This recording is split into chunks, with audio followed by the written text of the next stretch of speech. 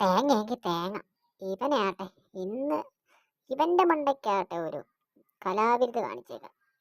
ആ, ഉദ്ദേശിച്ച മോണക്കല്ലല്ലോ, അത്ര നല്ല തേങ്ങയല്ല, എന്നാലും കുഴപ്പമില്ല. വിശപ്പിനല്ലേ. ഇത് പൊതിച്ചിട്ട് വേണം ചമ്മന്തി ഉണ്ടാക്കിയിട്ട് ചോറും കൂട്ടി ഒരു പിടി പിടിക്കാം. എന്താ സുഖം. ചമ്മന്തിയുടെ രുചി വേറെ തന്നെയല്ലേ. എന്താ സുഖം. എന്താണോ ഇതങ്ങോട്ട് പൊളിഞ്ഞു വരുന്നില്ലല്ലോ. പല്ലിനൊക്കെയാണ് വേദനയെടുക്കുന്നു. എന്നാ എന്നാ നോക്കുന്നേ? ഞാനീ തേങ്ങ പൊതിക്കുക, തേങ്ങ.